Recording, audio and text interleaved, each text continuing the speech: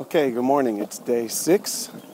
Yesterday was our first day of the core ILT meetings, those international leadership team meetings for the University of the Nations. We're going to be having a bigger meeting coming up in another day or so. It is called the Turtle.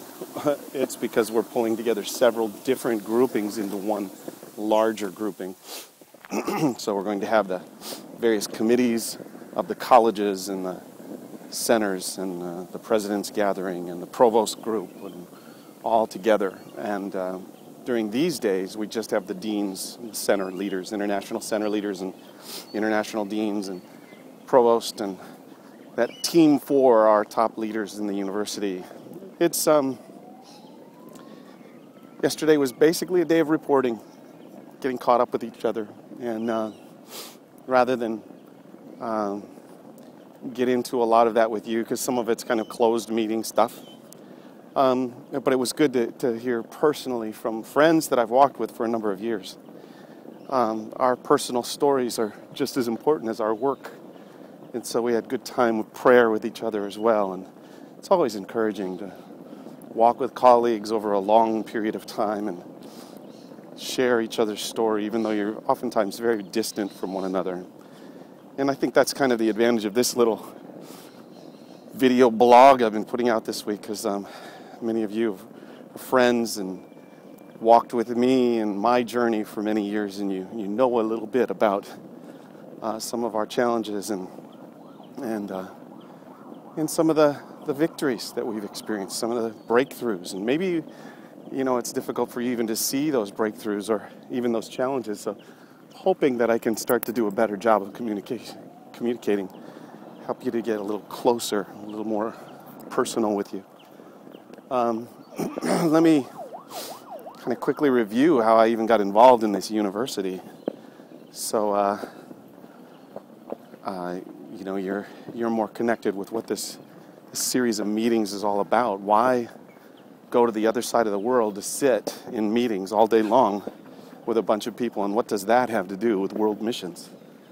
Well, it was in 1987 that I was leading a school of evangelism, one of the leaders, and I was up in the mountains of Peru. We, as a team, planted a church and worked in business and worked in education and worked in construction and worked in all kinds of, ministries, including translation and pastoral support and encouragement in churches. And I came away from that time convinced that I needed to mobilize others.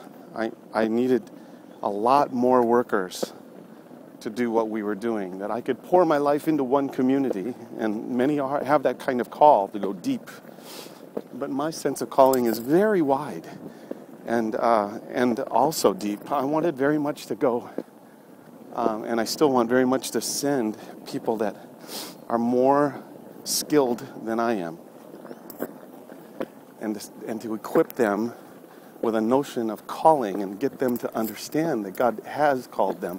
There's no calling without a caller, and so it's about relationship with God, and it's about walking in His favor, knowing the grace of God on your life to do what He's prepared you to do, what He's made you for. So it's the most enriching, most fulfilling thing that a person can do, is to do the very thing that they were created for. And ultimately, God's will and dream is that every nation would be presented with and witnessed or becomes witness, bringing their gifts, their unique cultural expressions of worship before God.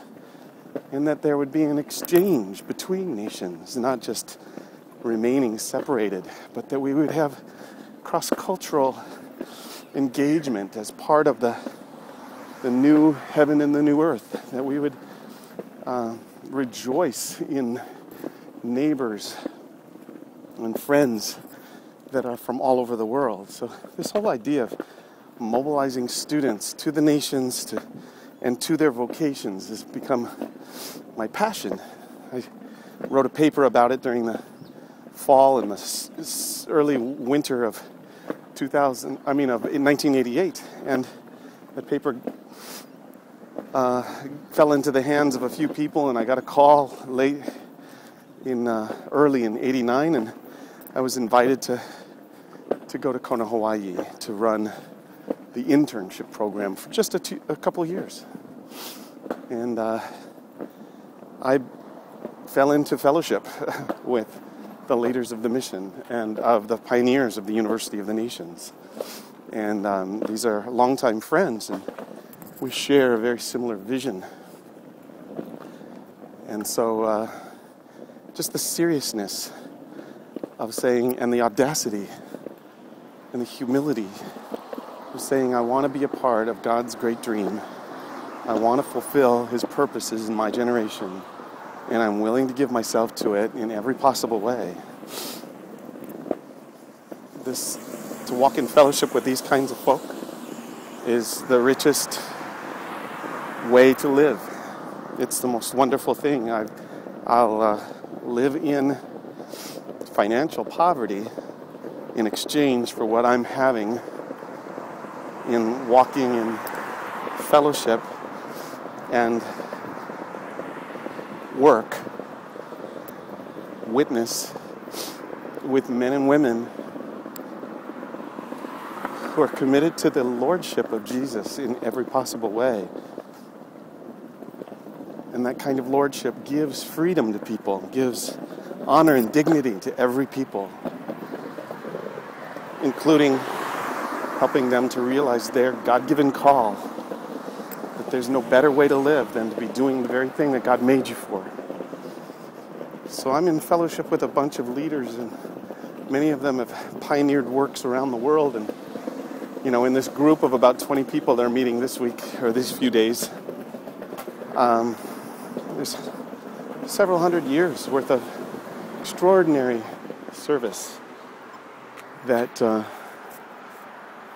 I'm sharing with.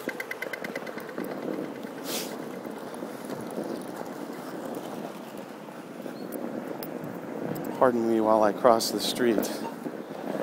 I know this is getting rather long, probably should sign off for today.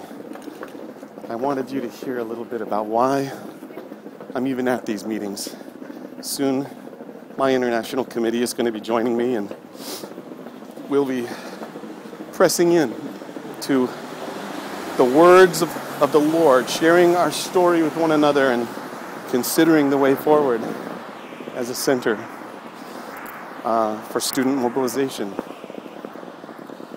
Our leaders coming to this meeting are from China, from Colombia, from India, and from Texas. I think I might be missing somebody, but we're a good representation of the work that we're doing. These are extraordinary leaders doing extraordinary work around the world, and it is an honor and a privilege to be serving alongside them. So, I'll sign off for today. Hopefully I can give you more tomorrow. Thanks for tuning in.